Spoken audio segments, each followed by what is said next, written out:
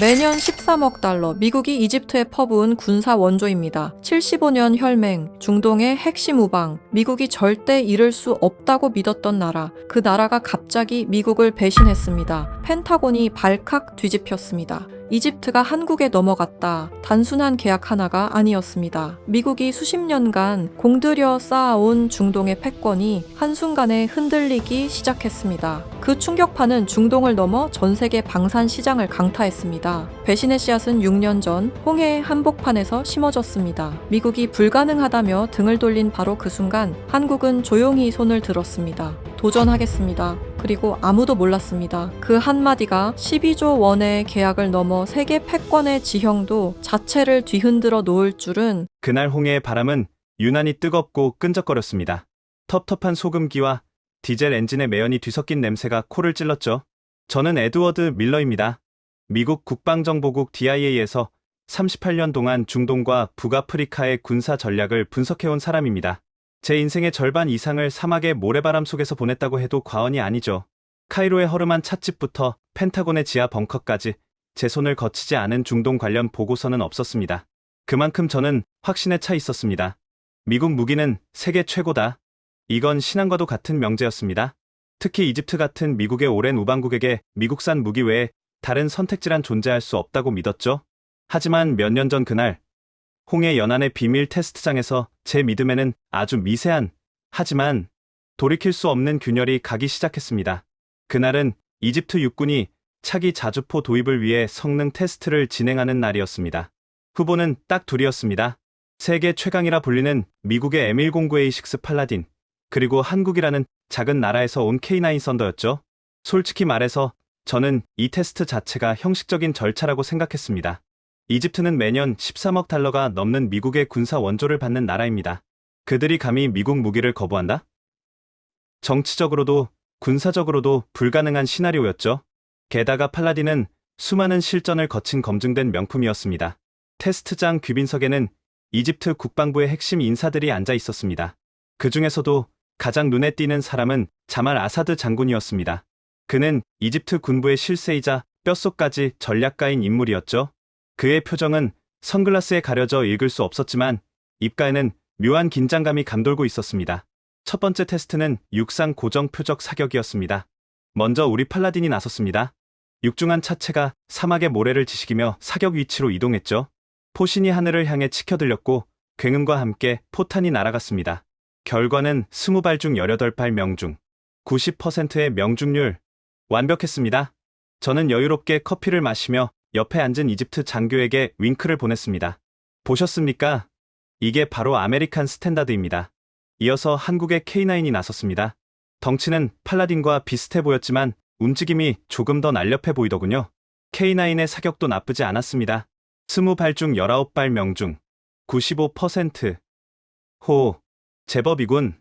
저는 속으로 조금 놀랐지만 내색하지는 않았습니다. 고정된 표적을 맞추는 건 훈련된 포병이라면 누구나 할 수 있는 일이니까요. 진짜 승부는 스펙과 실전 데이터에서 갈릴 거라고 생각했습니다. 그런데 그때였습니다. 자말 장군이 자리에서 일어나 마이크를 잡았습니다. 그리고 통역관을 통해 전혀 예상치 못한, 아니 귀를 의심케 하는 요구를 던졌습니다. 자, 다음 테스트를 진행하겠습니다. 이번 테스트의 목표는 저기 바다 위에 있습니다. 바다 위라니? 저는 선글라스를 고쳐 쓰고 바다 쪽을 바라봤습니다. 해안에서 약 15km 떨어진 해상에 낡은 패선 한 척이 떠 있었습니다. 그리고 그 배는 예인선에 이끌려 파도를 타고 움직이고 있었죠. 자말 장군의 목소리가 다시 울렸습니다. 이집트는 북쪽으로 지중해, 동쪽으로 홍해를 끼고 있습니다. 우리에게 자주포는 단순히 육군을 지원하는 무기가 아닙니다. 적의 상륙을 거부하고 해안을 방어하는 해안포의 역할도 수행해야 합니다. 저 움직이는 표적함을 맞추는 쪽이 이집트의 선택을 받을 것입니다. 순간 벙커 안이 술렁거렸습니다. 미국 측 대표단 사이에서 헛웃음이 터져 나왔죠. 저도 모르게 입 밖으로 소리를 낼 뻔했습니다. 미쳤군. 이건 말도 안 돼. 자주포는 곡사화기입니다. 포탄이 산을 넘어가듯 포물선을 그리며 날아가서 떨어지는 무기죠. 바람의 영향도 받고 공기 밀도의 영향도 받습니다.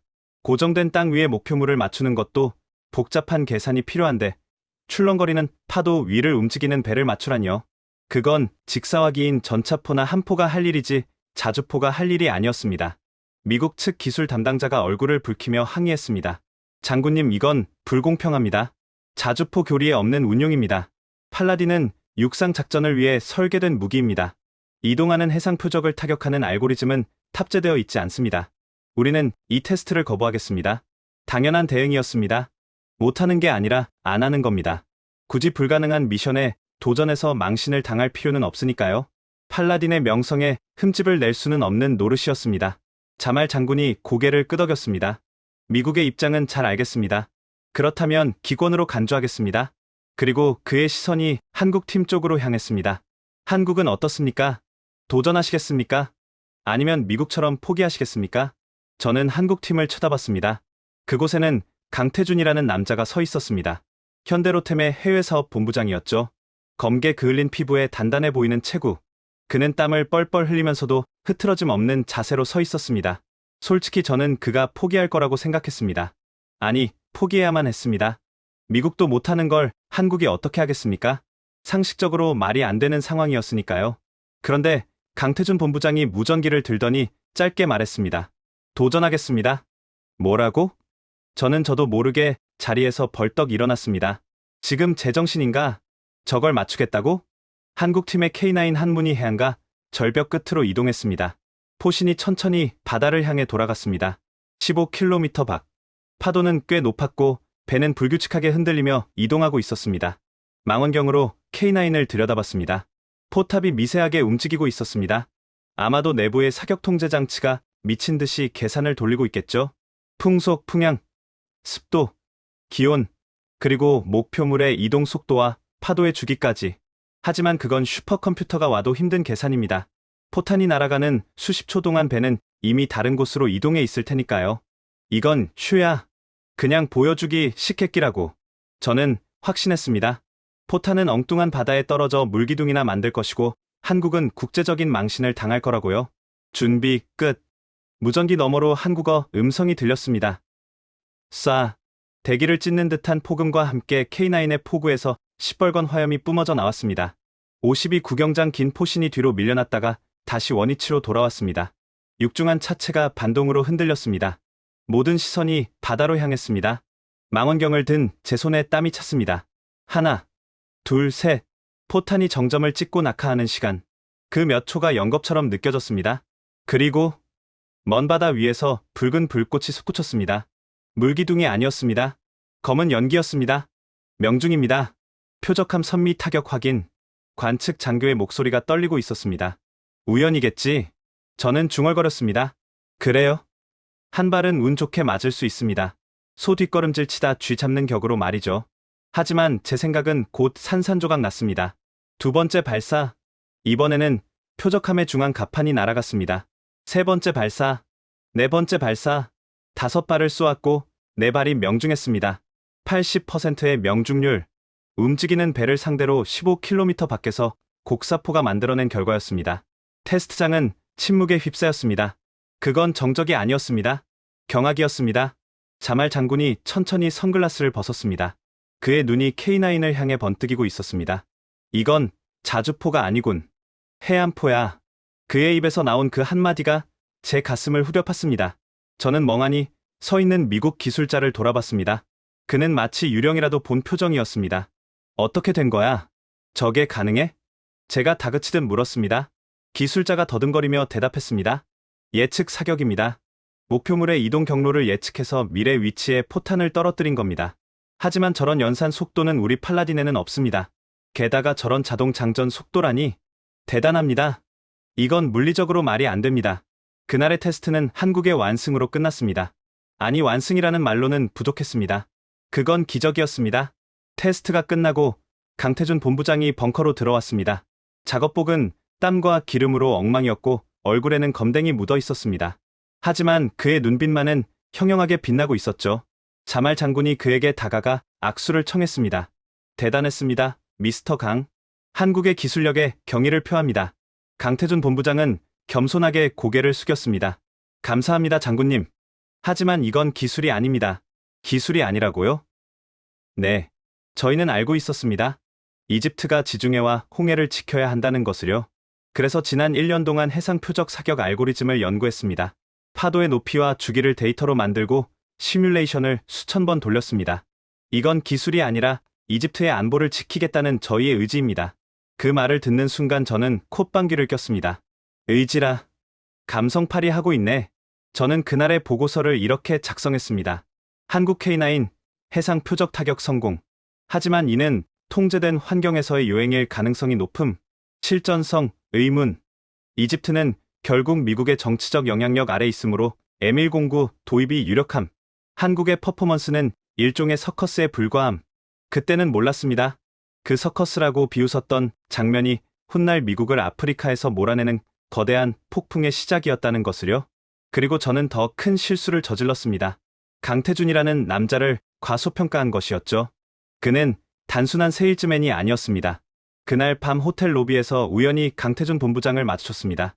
승리감에 취해 있을 줄 알았던 그는 심각한 표정으로 누군가와 통화하고 있었습니다. 네, 사장님. 당장은 계약이 힘들 것 같습니다. 이집트 재정 상황이 생각보다 훨씬 안 좋습니다. 뭐라고요? 저는 걸음을 멈추고 귀를 기울였습니다. 네, 알고 있습니다. 하지만 여기서 철수하면 끝입니다. 기다려야 합니다. 1년이든 10년이든 우리가 먼저 이집트의 친구가 되어야 합니다. 친구라니, 무기 장사꾼 입에서 나올 단어는 아니었죠. 저는 비웃으며 엘리베이터에 올랐습니다. 순진하군. 국제 무기 시장은 친구 놀이가 아니야. 돈과 힘의 논리지. 너희가 아무리 날고 기어봐야 돈 없는 이집트가 한국 무기를 살 수 있을 것 같아? 결국 공짜로 주는 미국 무기를 쓰게 될 거다. 하지만 제 예상은 보기 좋게 빗나갔습니다. 그날 이후 강태준과 한국팀은 이해할 수 없는 행동을 하기 시작했습니다. 계약서 한 장 없는 상태에서 돈 한 푼 받지 못하는 상황에서 그들은 이집트 사막에 눌러앉았습니다. 미국 방산업체들이 3년에 한 번 카탈로그를 보내며 생색을 낼 때 강태준은 1년에 12번 이집트행 비행기에 몸을 실었습니다. 도대체 왜 그랬을까요? 계약도 없는데 왜 그들은 사막의 모래바람을 맞으며 버텼을까요? 그 비밀은 제가 상상조차 하지 못했던 곳에 숨겨져 있었습니다. 한국인들만이 가진 독특한, 아니 무모하다고밖에 할 수 없는 그들의 방식이 서서히 이집트 군부의 마음을 흔들기 시작한 것입니다. 홍해에서의 그 기적 같은 명중 사건 이후 사막에는 다시 무거운 침묵이 찾아왔습니다. 사람들은 흔히 기적이 일어나면 세상이 바뀔 거라고 생각합니다. 하지만 현실은 냉혹한 비즈니스의 세계입니다. 15km 밖에서 움직이는 배를 맞췄다는 사실은 분명 놀라웠지만 그것이 이집트 국고에 돈을 채워주지는 않았습니다. 축포의 연기가 거치자 드러난 것은 이집트의 텅 빈 지갑이었습니다. 당시 국제 유가 하락과 관광 산업의 침체로 이집트 경제는 그야말로 산소호흡기를 떼기 직전이었습니다. 외환 보유고는 바닥을 쳤고 물가는 치솟았습니다. 카이로 시내에서는 빵을 사려는 줄이 골목 끝까지 이어졌습니다. 그런 나라가 2조 원짜리 최첨단 무기를 산다? 펜타곤의 제 사무실 책상 위에는 이집트 경제 동향 보고서가 매일 아침 올라왔습니다. 빨간색 경고등이 켜진 그래프들. 저는 그 그래프를 보며 안도의 한숨을 내쉬었습니다. 역시 신은 미국의 편이군. 저는 카이로 주재 미국 대사관 무관에게 전화를 걸었습니다. 짐 싸세요, 대령님. 쇼는 끝났습니다. 관객들이 입장료 낼 돈이 없다는데 공연을 계속할 수는 없지 않습니까? 네, 알겠습니다. 어차피 이집트 군부도 지금 당장 계약할 여력은 없어 보입니다. 구형 M109A5 부품이나 좀 지원해주고 마무리하겠습니다. 그게 미국의 방식이었습니다. 우리는 철저한 계산에 따라 움직였습니다. 이익이 없으면 철수한다. 그것이 합리적이고 효율적인 결정이라고 믿었으니까요. 미국 방산업체 관계자들은 나일 리츠 칼튼 호텔의 스위트룸을 체크아웃했습니다. 최고급 리무진을 타고 공항으로 향하며 그들은 샴페인을 터뜨렸습니다. 다음에 보자고, 친구들. 유전이라도 하나 터지면 연락해. 그렇게 미국은 떠났습니다. 프랑스도, 영국도, 독일도 떠났습니다. 카이로의 무기 시장은 파장 분위기였습니다. 단 한 팀만 빼고 말입니다. 저는 위성정보와 현지 휴민트, 즉 인적정보망을 통해 강태준과 한국팀의 동향을 감시하고 있었습니다. 당연히 그들도 떠날 것이라 생각했습니다. 아니, 떠나야만 했습니다. 한국 본사에서도 난리가 났다는 첩보가 들어왔으니까요. 현대로템 서울본사 긴급 임원회의, 이집트 사업 철수 권고, 보고서에는 그렇게 적혀 있었습니다. 상식적인 경영진이라면 당연한 판단입니다. 밑 빠진 독에 물 붓기를 할 수는 없으니까요. 하지만 강태준은 떠나지 않았습니다. 그는 나일강 변의 화려한 호텔에서 짐을 뺐습니다. 그리고 그가 향한 곳은 공항이 아니라 카이로 외곽의 마디라는 지역이었습니다. 그곳은 모래바람이 불면 창문 틈으로 모래가 들이치는 허름한 공장 지대였습니다. 강태준은 그곳에 있던 낡은 자동차 정비소를 임대했습니다. 간판도 없이 그저 태극기 하나와 회사 깃발 하나를 꽂아두고 말이죠. 그때부터 기이한 동거가 시작되었습니다. 미국이 떠나버린 빈자리를 유령처럼 남은 한국인들이 지키고 있었습니다. 저는 그들의 일거수일투족을 보고받았습니다. 솔직히 처음에는 코웃음을 쳤습니다. 미련하군. 보여주기식 쇼맨십이야. 저러다 몇 달 못 버티고 도망치겠지. 에어컨도 없는 곳에서 한국인들이 얼마나 버티겠어? 하지만 제 예상은 빗나갔습니다. 한 달, 석 달, 6달, 그리고 1년이 지났습니다. 강태준과 그의 팀원들, 10여 명의 엔지니어들은 카이로의 유령이 되어 그곳에 머물렀습니다. 도대체 그들은 끝없고 먼지 나는 곳에서 무엇을 했을까요? 그들은 무기를 팔지 않았습니다. 대신 그들은 수리공이 되었습니다. 어느 해 여름, 이집트 서부 국경지대에서 있었던 일입니다. 리비아 국경 근처의 한 이집트군 기갑 부대에서 긴급 지원 요청이 들어왔습니다. 국경 수비를 담당하던 전차 대대의 주력 전차들이 연달아 퍼져버린 것입니다. 그 전차들은 미국산 에이브럼스가 아니었습니다. 1970년대에 도입된 소련제 T-62, T-55 같은 고물 전차들이었습니다. 부품은 단종된 지 오래였고 엔진은 찌들어서 돌아가질 않았습니다. 이집트 국방부는 다급하게 미국 측에 기술 지원을 요청했습니다. 하지만 우리의 대답은 매뉴얼대로였습니다. 죄송합니다만 소련제 장비는 저희 지원 대상이 아닙니다. 그리고 해당 지역은 여행 금지 구역이라 기술진 파견이 불가능합니다. 차라리 이번 기회에 에이브럼스 중고를 도입하시는 게 어떻겠습니까? 물론 돈이 없으니 살 수 없다는 걸 알면서도 던진 말이었습니다. 절망에 빠진 이집트군에게 누군가 손을 내밀었습니다. 강태준이었습니다. 저희가 가보겠습니다. 이집트 장교가 놀라서 물었습니다. 미스터 강, 당신네는 자주포를 파는 회사잖아요. 소련제 전차를 고칠 줄 압니까? 강태준은 작업복 주머니에서 몽키 스패너를 꺼내 보이며 웃었다고 합니다. 기계는 다 똑같습니다. 기름 먹고 돌아가는 건데 안 될 게 뭐 있겠습니까? 그리고 저는 입사하기 전에 청계천에서 선반을 돌렸습니다. 깎아서 만들면 됩니다. 그는 엔지니어 3명을 데리고 낡은 픽업 트럭에 올랐습니다. 섭씨 45도가 넘는 사막을 가로질러 국경부대까지 달려갔습니다. 저는 위성으로 그 픽업 트럭이 모래먼지를 일으키며 달리는 모습을 지켜봤습니다. 미쳤군. 알카에다 잔당이 출몰하는 위험 지역이야? 무기 팔아먹으려고 목숨을 걸어? 하지만 그들이 도착한 현장에서 벌어진 일은 제 상식을 완전히 무너뜨렸습니다. 부대에 도착한 강태준은 양복을 입고 브리핑을 하지 않았습니다. 그는 도착하자마자 기름때 묻은 작업복으로 갈아입고 전차 밑으로 기어 들어갔습니다. 문제는 심각했습니다. 엔진 실린더가 마모되어 압력이 새고 있었고 냉각 펌프는 녹슬어 멈춰 있었습니다. 부품이 없으면 고칠 수 없는 상황이었습니다. 보통의 엔지니어라면 포기하고 돌아갔을 겁니다. 부품이 없는데 어쩌란 말인가? 하지만 강태준은 달랐습니다. 그는 부대의 구석에 버려져 있던 고철 덩어리들을 뒤지기 시작했습니다. 폐차된 트럭의 차축, 망가진 발전기의 부품들을 모았습니다. 그리고 부대 정비소에 있는 낡은 범용 선반 기계를 돌리기 시작했습니다. 밤새도록 쇠를 깎는 소리가 사막의 밤하늘에 울려 퍼졌습니다. 강태준은 마모된 실린더를 깎아내고 고철을 녹여 피스톤 링을 만들었습니다. 도면도 없이 오직 손끝의 감각과 경험만으로 부품을 만들어냈습니다. 다음 날 아침, 죽어있던 소련제 전차의 엔진이 검은 매연을 내뿜으며 되살아났습니다. 기적이다. 알라의 기적이야. 이집트 병사들이 환호하며 강태준을 끌어안았습니다.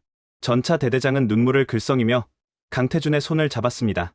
미스터 강, 당신은 마법사요. 카이로의 맥가이버요. 우리가 이 은혜를 어떻게 갚아야 합니까? 강태준은 땀과 기름 범벅이 된 얼굴로 씩 웃으며 대답했습니다. 은혜라뇨. 친구끼리 그런 말 하는 거 아닙니다. 밥이나 한 끼 주십시오. 배가 고파서 죽겠습니다. 그들은 모래바닥에 둘러앉아 딱딱한 빵과 양고기 스튜를 나눠 먹었습니다. 강태준은 한국에서 가져온 믹스 커피를 타서 병사들에게 돌렸습니다. 그날 이후 이집트군 사이에서 강태준은 전설이 되었습니다. 카이로의 맥가이버, 사막의 친구, 한국에서 온 형제. 이 소문은 바람을 타고 카이로의 국방부 청사까지 흘러들어갔습니다. 펜타곤의 제 책상 위에는 새로운 종류의 보고서가 올라오기 시작했습니다. 이집트 군부 내친한파 세력 급증, 한국팀의 비공식 기술 지원 활동이 군 심부를 파고들고 있음, 일선 지휘관들이 한국 무기에 대해 긍정적인 여론을 형성 중 저는 불안감을 느끼기 시작했습니다. 이건 비즈니스가 아니다. 이건 침투다. 미국은 돈을 요구할 때 한국은 마음을 얻고 있었습니다. 우리는 계약서를 들이밀 때 그들은 빵을 나눠 먹었습니다. 하지만 저는 애써 그 불안을 무시했습니다. 감성파리가 밥 먹여주나? 결국 무기 도입은 국가 예산이야. 재무부 장관이 도장을 찍어야 한다고. 군인들이 아무리 좋아해봤자 돈 없으면 끝이야. 하지만 저는 간과하고 있었습니다. 강태준이 단순히 전차나 고쳐주면서 시간만 보내고 있었던 게 아니라는 사실을요. 그는 그 천일의 고독한 시간 동안 이집트의 지도를 펴놓고 무언가를 연구하고 있었습니다. 매일 밤 카이로 외곽의 그 허름한 사무실 불은 꺼지지 않았습니다. 강태준은 고민했습니다. 이집트는 돈이 없다. 육군은 예산을 배정받지 못한다. 그렇다면 이 난국을 어떻게 뚫을 것인가? 돈이 있는 곳은 어디인가? 그는 이집트의 국가 전략 보고서를 샅샅이 뒤졌습니다. 그리고 마침내 그는 아주 작지만 결정적인 틈새를 발견했습니다. 바로 지중해 최대의 가스전, 조르 가스전이었습니다. 이집트에게 이 가스전은 국가의 명운이 걸린 보물단지였습니다. 하지만 동시에 큰 위협이기도 했습니다. 터키와 주변국들이 호시탐탐 이 가스전을 노리고 있었으니까요. 이집트 정부는 육군 예산은 줄여도 이 가스전을 지키기 위한 해군 예산만큼은 줄일 수 없었습니다. 아니, 오히려 해군력을 증강해야만 했습니다. 강태준의 무릎이 탁 하고 책상에 부딪혔습니다. 육군이 못 사면 해군에게 팔자. 대담한 생각이었습니다. 자주포는 육군 무기입니다. 땅에서 굴러다니며 보병을 지원하는 대포를 해군에게 판다니요. 전 세계 어느 방산 교과서에도 없는 전략이었습니다. 하지만 강태준에게는 확신이 있었습니다. 홍해 테스트에서 보여준 그 가능성. 그는 낡은 노트북을 열고 프레젠테이션 파일을 만들기 시작했습니다. 제목은 이렇게 적었습니다. 이집트 해안 방어를 위한 K9 자주포 운용 전략. 부재 10분의 1 가격으로 구축함을 잡는 법. 그는 이 대담한 전략을 들고 자말 아사드 장군을 찾아갔습니다. 장군님, 제가 육군 무기를 팔러 온 게 아닙니다. 해군 무기를 팔러 왔습니다. 자말 장군은 처음에는 귀를 의심했습니다. 하지만 강태준의 설명을 들을수록 그의 표정은 진지하게 변해갔습니다. 이건 말이 된다. 아니, 이건 우리에게 딱 필요한 전략이다. 그 천일의 시간 동안 강태준은 사막의 모래바람 속에서 단순히 버틴 것이 아니었습니다. 그는 칼을 갈고 있었습니다. 미국이 상상조차 하지 못한 판을 뒤집을 예리한 칼날을요. 그리고 마침내 그 칼날이 세상 밖으로 드러나게 됩니다. 대통령의 기립 박수를 이끌어낸 그날의 훈련장. 하지만 그 이면에는 미국 첩보망조차 감지하지 못했던 강태준의 치밀한 설계가 숨어 있었습니다. 우리는 자주포를 본 게 아니었습니다. 우리는 바다를 지배하는 새로운 괴물의 탄생을 목격한 것이었습니다. 지중해의 파도는 거칠었습니다. 바다 위에는 보이지 않는 전선이 형성되고 있었습니다.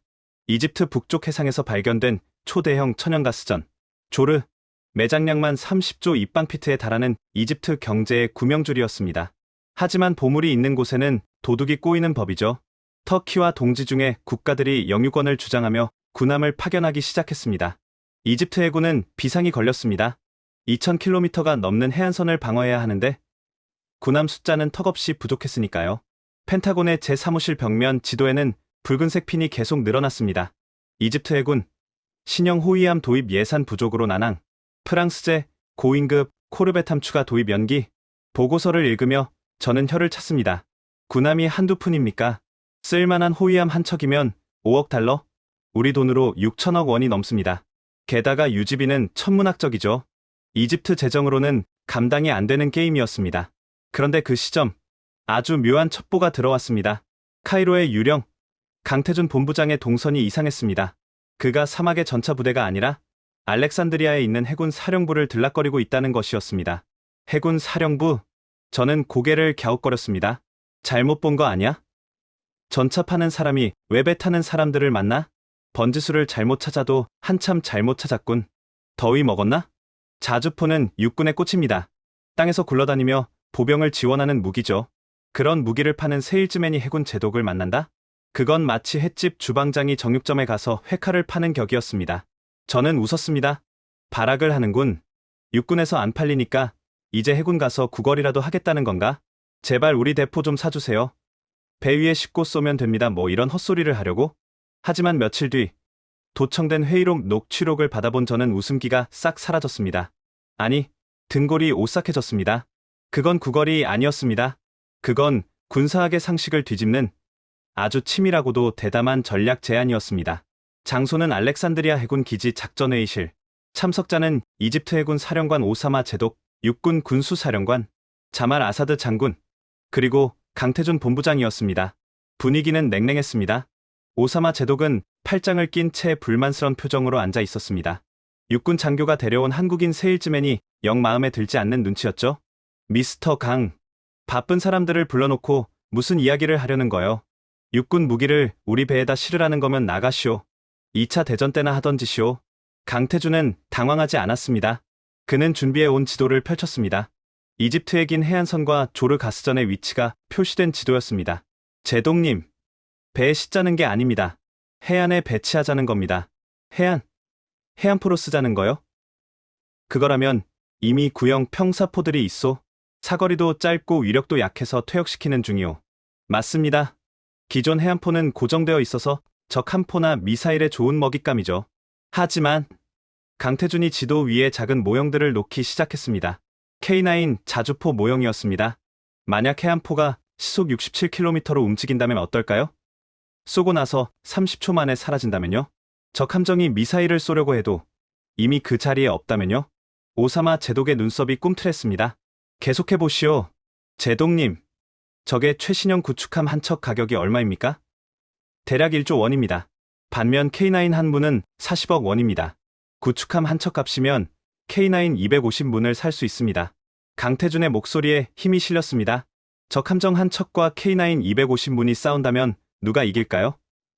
적 함정은 거대한 표적입니다. 미사일 한 발만 맞아도 침몰하거나 전투 불능이 됩니다.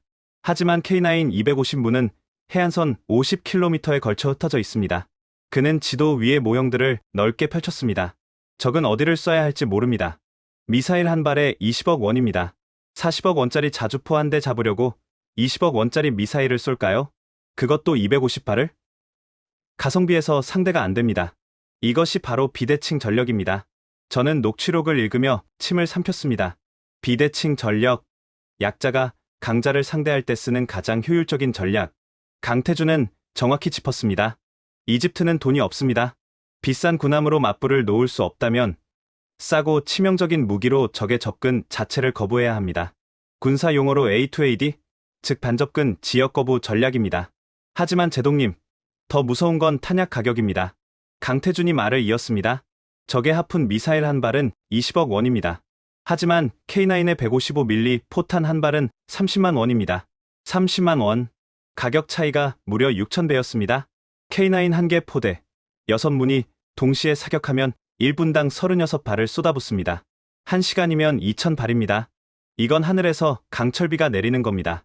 적 함정이 아무리 최첨단 레이더를 갖췄어도 쏟아지는 수천 발의 포탄을 전부 요격할 수는 없습니다. 그는 지도 위의 가스전 주변을 붉은색 펜으로 칠했습니다. 이집트 해안 40km 이내, 그 어떤 적 함정도 들어올 수 없는 죽음의 존을 만드는 겁니다. K9으로 도배된 해안선, 그것이 바로 이집트의 가장 강력한 방패, 조르의 방패가 될 것입니다. 침묵이 흘렀습니다. 오사마 제독은 한참 동안 지도를 내려다보았습니다. 그의 머릿속에서 계산기가 돌아가고 있었을 겁니다. 1조 원짜리 군함 한 척으로 위태롭게 다다를 지킬 것인가?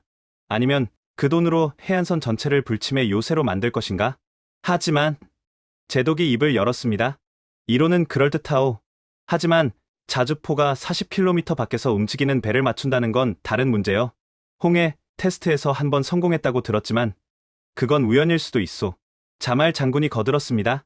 그래서 제가 오랫동안 지켜봤습니다. 이 한국 친구들 매일 밤 시뮬레이션을 돌렸습니다. 파도의 움직임, 바람의 영향, 표적의 예상 경로, 단순한 포격이 아닙니다. 예측 사격 알고리즘을 완성했습니다. 강태준이 덧붙였습니다. 제독님, 기회를 주십시오. 눈으로 직접 보여드리겠습니다. 대통령 각하를 모시고 말입니다. 오사마 제독이 강태준을 뚫어지게 쳐다봤습니다. 만약 실패하면? 내 목이 날아가오. 육군 무기를 해군에 들이려다 망신당했다고. 강태준은 물러서지 않았습니다. 제 목도 같이 내놓겠습니다. 그리고 실패하면 저희가 가져온 샘플 자주포, 전부 해군에 기증하고 떠나겠습니다. 대담한 사람이군. 저는 녹취록을 덮으며 중얼거렸습니다. 정말 대담해. 세일즈맨이 아니라 도박사야. 하지만 소름이 돋았습니다. 강태준의 전략은 완벽했습니다. 미국은 이집트에게 비싼 군함을 사라. 돈이 없으면 빌려주겠다며 이자 놀이를 했습니다. 하지만 한국은 싼 값으로 적을 압도하는 법을 알려주었습니다. 가려운 곳을 긁어주는 정도가 아니라 앓던 이를 뽑아주는 해결책이었습니다. 결국 오사마 제독은 고개를 끄덕였습니다. 좋소. 육군과 합동훈련을 잡아보겠소. 하지만 명심하시오. 대통령 각하가 오실 거요. 단 한 발이라도 빗나가는 날엔 당신들은 이집트 땅을 밟지 못할 거요. 그렇게 운명적인 테스트가 잡힌 것입니다. 저는 펜타곤의 전략 분석실로 달려갔습니다. 국장님, 이집트 상황이 심상치 않습니다. 뭐가 문제야, 에드워드? 또 그 한국인인가? 네. 그가 육군 자주포를 해안포로 둔갑시켰습니다. 뭐? 해안포? 국장이 콧방귀를 꼈습니다. 지금이 19세기인가? 해안포라니? 미사일 시대에 누가 대포를 쏴? 아닙니다, 국장님. 이건 비대칭 전력입니다. 가성비로 적의 접근을 거부하는 전략입니다. 만약 이게 성공하면 이집트 해군의 교리가 바뀝니다.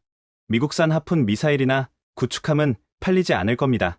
국장의 표정이 굳어졌습니다. 막아야겠군. 하지만 이미 늦었습니다. 주사위는 던져졌고 시시 대통령의 일정은 확정되었습니다. 저는 불안했습니다. 강태준이 말한 예측 사격 알고리즘, 과연 그게 실전에서 통할까? 전에는 한 척이었지만 이번에는 고속 기동하는 세 척이다. 만약 한국이 성공한다면 그것은 단순히 무기를 파는 것을 넘어 세계 군사 역사에 새로운 한 페이지를 쓰는 사건이 될 것입니다. 육상 무기의 해양 통제, 리버스 유틸리티, 군사 전문가들이 이론으로만 떠들던 그 개념을 한국의 방산업체가 현실로 구현해내는 셈이니까요. 그리고 다가온 결전의 날, 강태준은 그 대담한 전략을 증명하기 위해 다시 한번 사막의 모래바람 속에 섰습니다. 이번에는 혼자가 아니었습니다. 그의 뒤에는 그를 믿어준 육군 장군과 반신반의하는 해군 제독, 그리고 모든 것을 결정할 대통령이 지켜보고 있었습니다. 이집트의 태양은 뜨겁다 못해 살을 태울듯 내리쬐고 있었습니다.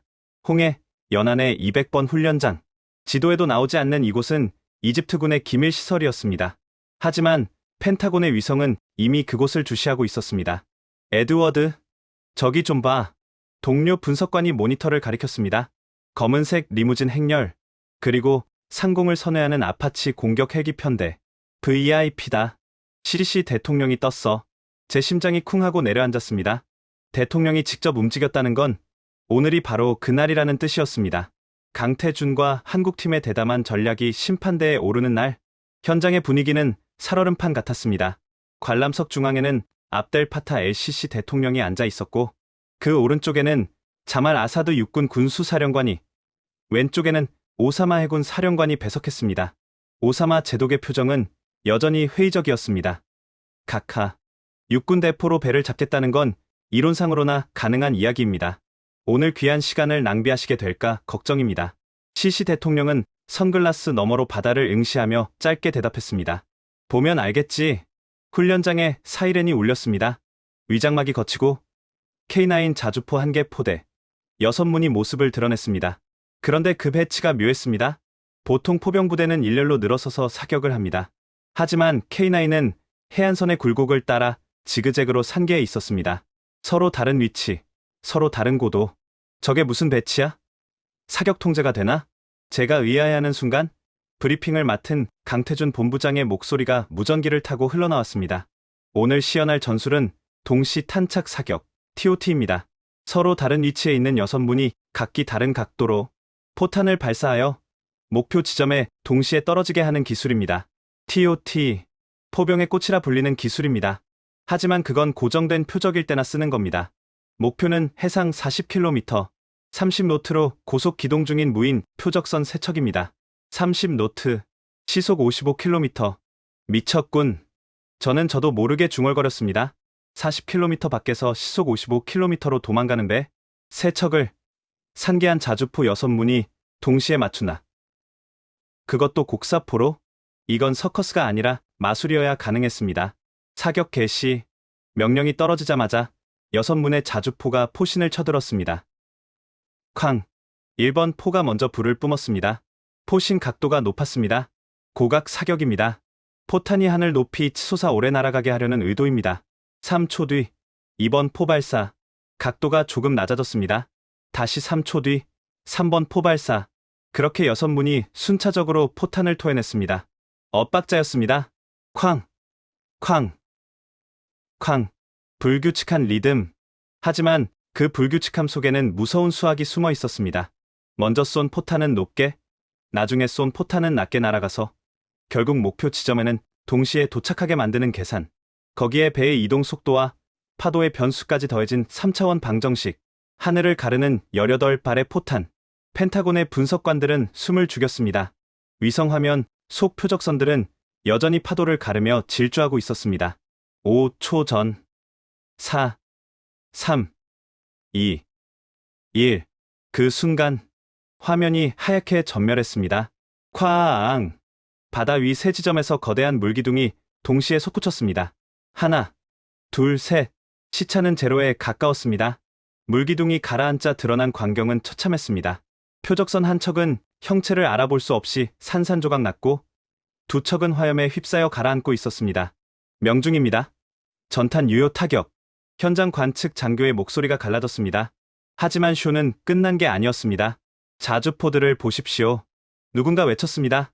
마지막 포탄을 쏘아 올린 K9들은 결과도 확인하지 않았습니다. 포신을 돌리고 엔진 출력을 높이더니 연막탄을 터뜨리며 순식간에 진지 뒤로 사라졌습니다. 슈덴 스쿠트, 쏘고 튀기.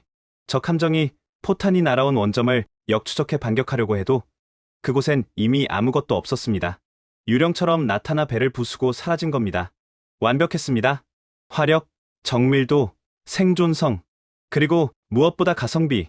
수십억 원짜리 미사일 대신 수십만 원짜리 포탄으로 1조 원짜리 구축함을 무력화시킬 수 있음을 증명한 순간이었습니다. 관람석은 침묵에 휩싸였습니다.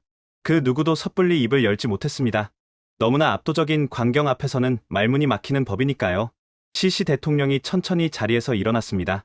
그는 쌍안경을 내려놓고 강태준을 돌아보았습니다. 미스터 강.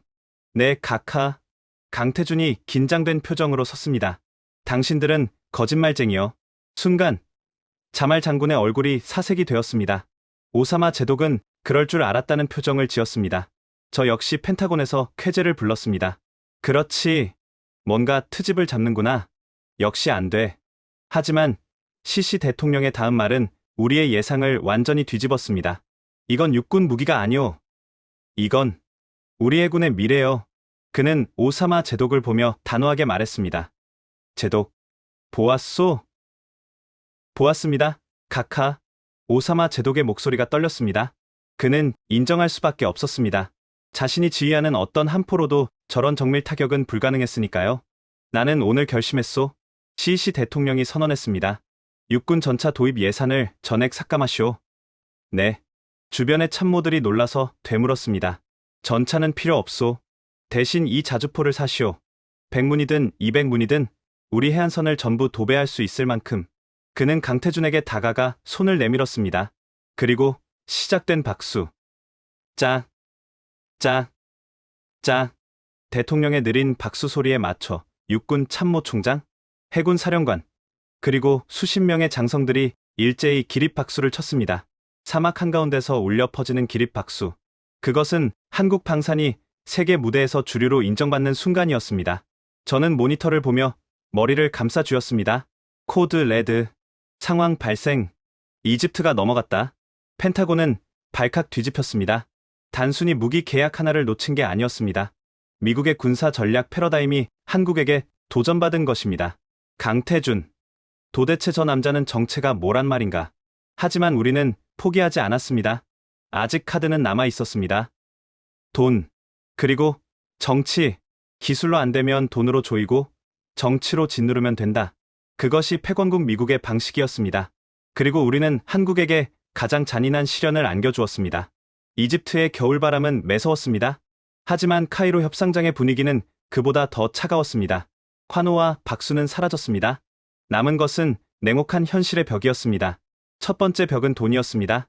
시시 대통령의 지시로 협상이 시작되었지만 이집트 재무부는 빈 깡통이나 다름없었습니다. 2조 원. 이집트 국방 예산의 20%에 달하는 거금이었습니다. IMF 구제금융을 신청한 이집트에게는 불가능한 금액이었죠. 이집트 측 협상단은 뻔뻔하게 나왔습니다. 물건은 줬소. 사겠소. 하지만 돈은 10년 뒤에 주겠소. 아니면 차관으로 빌려주시오. 이자는 1%로. 강도나 다름없는 요구였습니다. 현대로템 본사에서는 난색을 표했습니다. 이건 자선 사업이 아닙니다. 대금 회수가 불투명한 계약은 승인할 수 없습니다. 협상은 교착 상태에 빠졌습니다. 그리고 그때 펜타곤이 움직였습니다. 우리가 기다리던 타이밍이었습니다. 독일을 움직여. 국방부 차관의 지시였습니다. K9의 심장, 1000마력 디젤 엔진은 독일 MTU사의 제품이었습니다. 한국이 차체와 포탑은 만들었지만 핵심인 엔진은 독일제의 라이선스 생산에 의존하고 있었죠. 우리는 독일 정부에 압력을 넣었습니다. 이집트의 인권 문제를 거론하시오. 예멘 내전 개입 가능성을 언급하고 무기 수출 승인을 거부하시오. 독일은 미국의 요구를 거절할 수 없었습니다. 며칠 뒤 독일 정부는 한국 측에 통보했습니다. 이집트 수출용 K9에 탑재될 MTU 엔진의 수출 승인을 불허한다. 청천벽력이었습니다. 심장이 없는 자주포. 그것은 47톤짜리 고철 덩어리에 불과했습니다.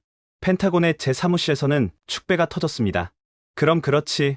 한국 놈들, 엔진도 없이 뭘 팔겠다는 거야. 미국 대사관은 이집트 국방부에 은근히 흘렸습니다. 들으셨죠? 한국은 엔진을 못 구합니다. 계약해봤자 고철만 받게 될 겁니다. 차라리 우리 M109A6를 쓰시죠. 성능은 좀 떨어져도 굴러는 갑니다. 이집트 군부도 동요했습니다.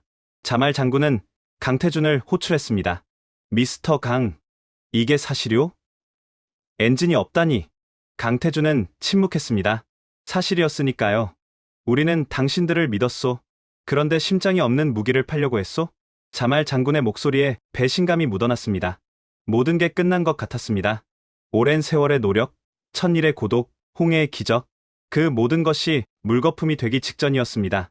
하지만 강태준은 물러서지 않았습니다. 그는 품 안에서 서류 한 장을 꺼냈습니다. 장군님, 저희는 예상하고 있었습니다. 예상했다고요? 네. 언젠가 이런 날이 올 줄 알았습니다. 기술이 없으면 서름당한다는 것을요. 그래서 준비했습니다. 그가 내민 서류에는 낯선 이름이 적혀 있었습니다. SMV-1000. 이게 뭡니까? 한국형 디젤 엔진입니다. 뭐라고요? 자말 장군은 눈을 의심했습니다. 독일제를 쓴다면서요? 네. 원래는 그랬습니다. 하지만 독일이 막을 것을 대비해서 지난 5년 동안 저희 STX 엔진에서 독자 개발을 진행해왔습니다. 강태준의 눈빛이 빛났습니다. 1000마력, 8기통, 성능은 독일제와 동급, 아니, 사막 환경에서는 내구성이 더 뛰어납니다. 그리고 가장 중요한 것, 그는 손가락 하나를 펴보였습니다. 100% 메이드 인 코리아입니다. 독일 승인? 미국 승인? 필요 없습니다. 저희가 찍어서 저희가 팝니다. 거짓말. 저는 도청 장치를 통해 그 말을 듣고 소리쳤습니다. 말도 안 돼. 전차 엔진 개발이 장난이야? 5년 만에 그걸 국산화했다고? 미국도 수십 년이 걸린 기술이었습니다. 한국이 그걸 해냈다고? 믿을 수 없었습니다. 하지만 강태준은 확신에 차 있었습니다. 장군님. 그리고 돈 문제도 해결해 드리겠습니다. 돈을요? 단순히 사오는 게 아니라 여기서 만듭시다. 기술 이전, 현지 생산. 그는 파격적인 제안을 던졌습니다. 카이로 200번 공장을 개조해서 K9 생산 기지로 만듭시다. 저희가 기술을 다 넘기겠습니다. 이집트는 자주포 수입국이 아니라 아프리카 유일의 자주포 생산국이 되는 겁니다. 자말 장군의 눈동자가 흔들렸습니다. 엔진, 국산화, 그리고 현지 생산. 그것은 이집트가 꿈꾸던 자주국방의 완성이었습니다. 하지만 의심은 여전했습니다. 조소 미스터 강. 제안은 훌륭하오. 하지만 그 한국산 엔진, 검증됐소? 사막에서 굴러가다 퍼지면 누가 책임지오? 강태준은 대답했습니다. 테스트하십시오. 원하시는 만큼. 조소. 자말 장군이 책상을 내리쳤습니다. 시나이 사막. 한여름. 10,000km 주행. 단 한 번의 고장도 없어야 하오. 10,000km. 그건 엄청난 조건이었습니다. 서울에서 부산을 25번 왕복하는 거리. 그것도 포장도로가 아니라 엔진을 갉아먹는 미세먼지와 50도의 폭염이 지배하는 모래 지옥에서 미국 에이브럼스 전차도 엔진을 교체해야 하는 거리였습니다. 이제 막 개발된 신생 엔진이 버틸 수 있을까요? 저는 비웃었습니다. 제 무덤을 파는군. 10,000km, 1000km도 못 가서 퍼질 거다. 한국산 엔진? 흉내는 냈겠지만 내구성은 다를걸? 미국 정보부는 즉시 공작에 들어갔습니다. 이집트 내 친미 장교들을 매수해서 테스트 조건을 더 가혹하게 만들었습니다. 정비 시간을 줄여라. 오일 교체 주기를 늘려라. 가장 험한 코스로 돌려라. 우리는 확신했습니다. 한국산 엔진은 반드시 터진다. 그리고 그날이 한국 방산의 제삿날이 될 것이다. 하지만 우리는 또다시 간과하고 있었습니다. 한국인들의 피 속에 흐르는 그 지독한 끈기, 그리고 안 되면 되게 하라는 특유의 정신력을 시나이 사막의 열기 속에서 전 세계가 주목하는 지옥의 레이스가 시작되었습니다. 시나이 반도의 사막은 끓어오르고 있었습니다. 낮 기온 섭씨 52도, 지표면 온도는 70도를 넘나들었습니다. 그곳은 생명이 살 수 없는 땅, 기계들의 무덤이었습니다. 하지만 그 죽음의 땅 한복판에 태극기와 이집트 국기를 단 한 대의 자주포가 서 있었습니다. K9A1 이집트, 기존 K9에 한국산 SMV-1000 엔진을 장착한 세상에 단 하나뿐인 시제품이었습니다. 엔진 시동. 이집트 시험 평가단장의 명령이 떨어지자 자주포 뒤편에서 묵직한 배기음이 터져 나왔습니다. 검은 매연이 한 번 뿜어져 나오더니 이내 엔진 소리는 안정적인 저음으로 바뀌었습니다. 미국 측 참관단은 팔짱을 끼고 비웃고 있었습니다. 소리는 그럴듯하네. 하지만 독일제 짝퉁이야. 1000km도 못 가서 퍼질걸? 내기할까? 저는 펜타곤 사무실에서 실시간 위성 영상으로 그 장면을 지켜보고 있었습니다. 화면 속 사막은 아지랑이로 일렁이고 있었습니다. 테스트 조건은 가혹함을 넘어 악랄했습니다. 하루 주행거리 500km, 총 20날간 연속 주행, 정비 시간은 하루 4시간으로 제한, 엔진 오일 교체 주기 2배 연장. 이건 기계에 대한 고문이었습니다. 미국 에이브럼스 전차도 이런 조건이면 사흘 만에 엔진을 드러내야 합니다. 출발. K9이 모래먼지를 일으키며 질주하기 시작했습니다. 첫날은 무난했습니다. 500km 주파, 엔진 온도 정상, 오일 압력 정상. 이튿날도 사흘째도 마찬가지였습니다. 어라? 생각보다 잘 버티네. 미국 참관단이 술렁거리기 시작했습니다. 독일제 MTU 엔진은 정밀하지만 예민합니다. 미세한 모래 입자가 필터를 뚫고 들어가면 실린더 내부를 갉아먹어 금세 출력이 떨어집니다. 하지만 한국산 엔진은 달랐습니다. 투박하지만 튼튼했습니다. 구조가 단순해서 모래먼지에 강했고 냉각 시스템 효율이 뛰어나 50도의 폭염 속에서도 과열되지 않았습니다. 일주일이 지났습니다. 3,500km. 이집트 평가단의 표정이 바뀌었습니다. 괴물이다. 독일제보다 조용하고 진동도 덜해. 에어컨도 빵빵하게 나오잖아. 하지만 위기는 예고 없이 찾아왔습니다. 8째 날 오후, 갑자기 사막에 모래 폭풍, 감신이 불어닥쳤습니다. 한 치 앞도 보이지 않는 붉은 모래바람. 시야는 제로, 통신도 두절되었습니다. K9이 멈춰섰습니다. 엔진룸에서 경고등이 켜졌습니다. 냉각수 온도 급상승. 기회다. 미국 측 참관단이 환호했습니다. 거봐라. 퍼졌어. 한국산 엔진의 한계야. 이집트 평가단장도 고개를 저었습니다. 끝났군. 견인차 불러. 하지만 강태준 본부장은 무전기를 놓지 않았습니다. 아닙니다. 엔진 문제가 아닙니다. 센서 오류입니다. 뭐라고요? 모래먼지 때문에 외부 온도 센서가 오작동을 일으킨 겁니다. 엔진은 멀쩡합니다. 제가 가서 확인하겠습니다. 미쳤소? 지금 나가면 모래 폭풍에 휩쓸려 죽소. 평가단장이 말렸지만 강태준은 헬멧을 쓰고 모래 폭풍 속으로 뛰어들었습니다. 그는 비틀거리며 K9으로 다가갔습니다. 엔진 룸 커버를 열었습니다. 훅 끼쳐 나오는 열기. 하지만 그는 맨손으로 엔진 블록을 만져보았습니다. 아 뜨거.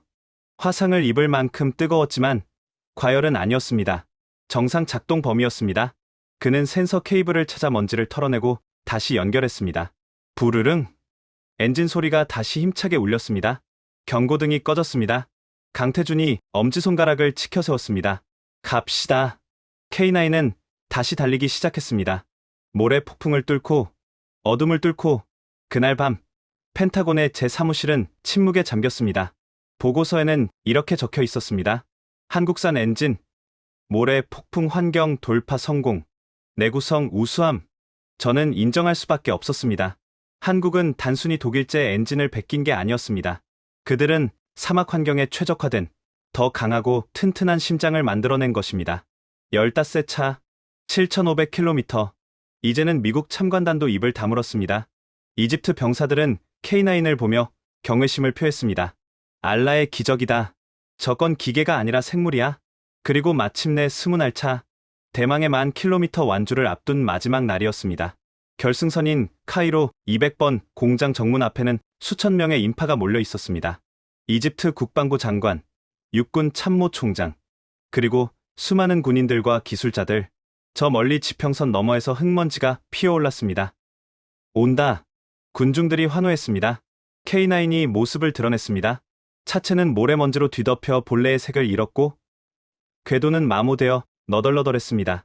하지만 포신만은 꼿꼿하게 하늘을 향해 있었고 엔진 소리는 여전히 우렁찼습니다. 정문을 통과하는 순간 샴페인이 터졌습니다. 10,000km 완주 성공.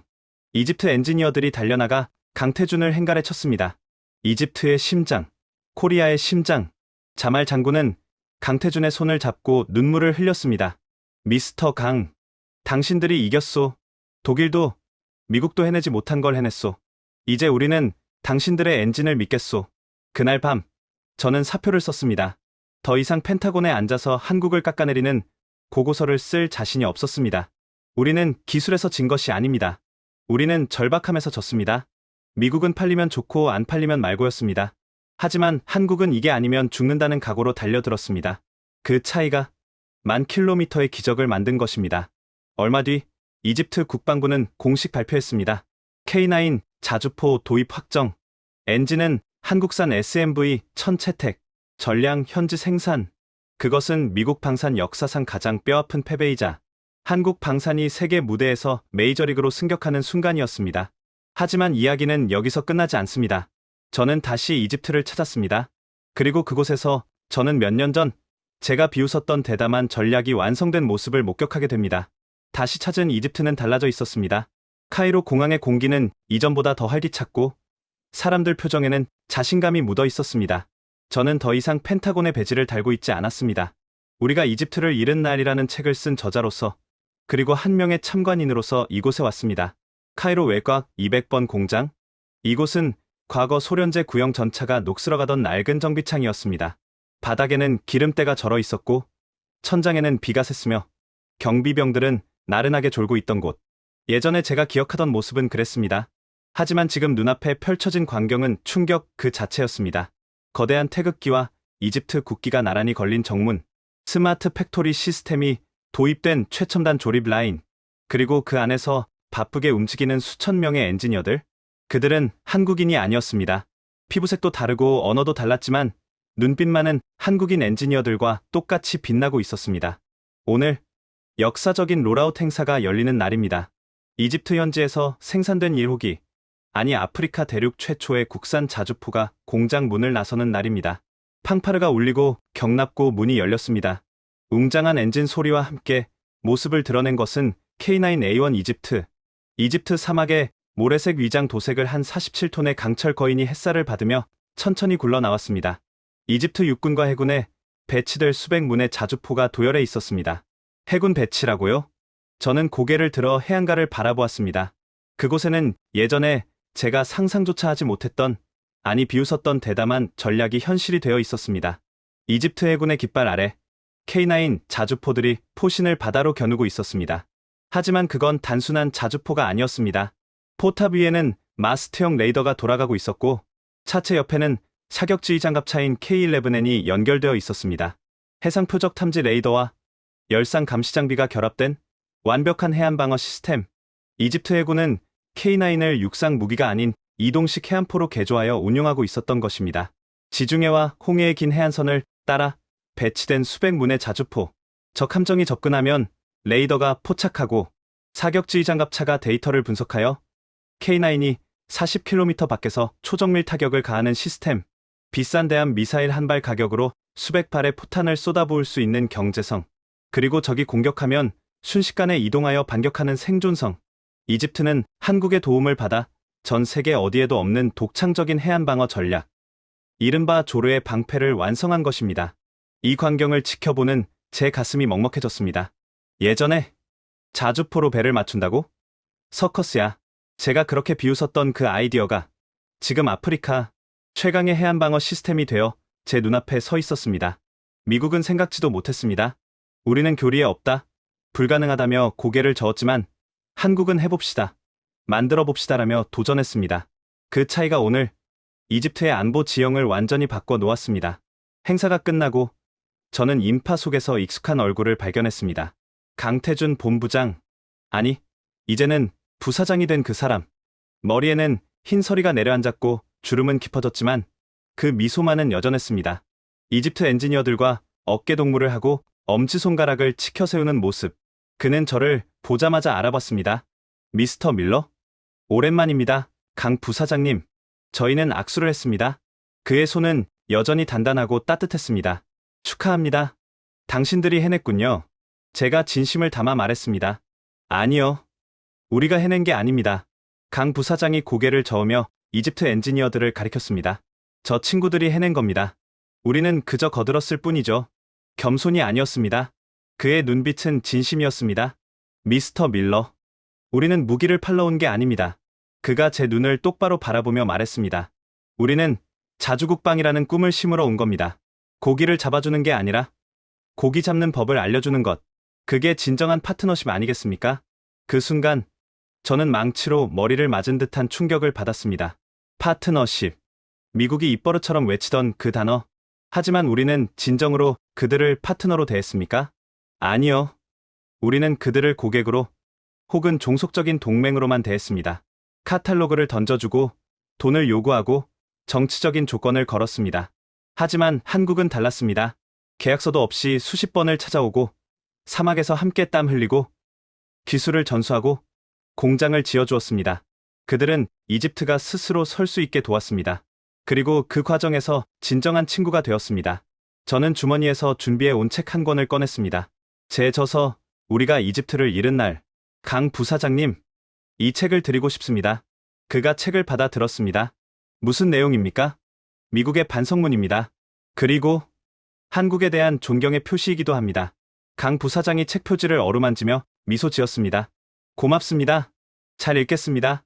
그날 밤 카이로의 호텔 방에서 저는 펜타곤에 마지막 이메일을 보냈습니다. 수신 국방장관, 참조 백악관 국가안보보좌관, 제목 이집트 참관 보고서, 새로운 시대의 개막. 존경하는 장관님, 저는 오늘 카이로에서 미국의 패배를 확인했습니다.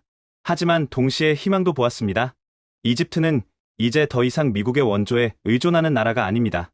그들은 스스로 무기를 생산하고 독자적인 전략을 가진 강국이 되었습니다. 그리고 그 곁에는 한국이라는 든든한 파트너가 있습니다. 우리가 잃어버린 것은 단순히 2조 원짜리 계약이 아닙니다. 도전하는 정신, 동맹을 존중하는 태도, 그리고 함께 성장하려는 진심. 우리가 홍해에서 비웃었던 그 서커스는 사실 우리가 잃어버린 개척자 정신이었습니다. 한국은 오랜 세월 동안 포기하지 않았습니다. 그리고 오늘 그들은 아프리카의 지도를 다시 그렸습니다. 우리가 다시 위대해지고 싶다면 더 이상 과거의 영광에 취해 있어서는 안 됩니다. 배워야 합니다. 한국에게서 그들의 끈기를, 그들의 진심을, 그리고 그들의 파트너십을. 이집트 사막에서 에드워드 밀러 올림. 전송 버튼을 누르고 창밖을 내다보았습니다. 나일강 위로 불꽃놀이가 터지고 있었습니다. 이집트 국민들이 환호하고 있었습니다. 그 불꽃 아래서 한국의 기술과 이집트의 열정이 하나가 되어 밤하늘을 수놓고 있었습니다. 홍해의 바다를 가르던 포탄 한 발이 만들어낸 기적? 그것은 단순한 무기 수출 성공 스토리가 아니었습니다. 진심은 통한다. 땀방울은 배신하지 않는다. 그리고 친구는 돈으로 살 수 없다. 이 평범하지만 위대한 진리를 대한민국은 전 세계에 증명해 보였습니다. 이제 이집트뿐만이 아닙니다. 아프리카 대륙 전체가 한국을 주목하고 있습니다. 미국의 앞마당이라 불리던 곳에서 이제 메이드 인 코리아는 신뢰와 희망의 상징이 되었습니다. 저는 확신합니다. 이 흐름은 멈추지 않을 것입니다. 대한민국의 도전은 계속될 것입니다. 그리고 언젠가 펜타곤의 벽에 걸린 세계 지도 위에는 더 많은 태극기가 꽂혀 있을 것입니다. 왜냐하면 그들은 무기가 아니라 꿈을 파는 사람들이니까요. 매년 13억 달러, 75년 혈맹. 미국이 절대 잃을 수 없다고 믿었던 나라. 그 나라가 선택한 건 미국의 최신 팔라딘이 아니었습니다. 12조 원 규모의 계약서에 찍힌 이름은 대한민국이었습니다. 에드워드 밀러 전 미국 국방정보국 분석관은 훗날 이렇게 말했습니다. 우리는 기술에서 진 게 아니었습니다. 절박함에서 졌습니다. 계약서도 없이 천일을 버텼습니다. 에어컨도 없는 사막에서 소련제, 고물 전차를 손수 고쳤습니다. 독일이 엔진 수출을 막자 5년 전부터 몰래 갈아온 칼을 꺼냈습니다. 아무도 믿어주지 않을 때 묵묵히, 아무도 남지 않았을 때 조용히, 그리고 마침내 이집트 대통령은 기립박수를 쳤습니다. 이 이야기가 가슴 뜨겁게 느껴지셨다면 댓글에 진심 2글자만 남겨주십시오. 여러분의 공유 한 번이 세상이 몰랐던 대한민국의 진짜 얼굴을 알리는 일이 됩니다. 감사합니다.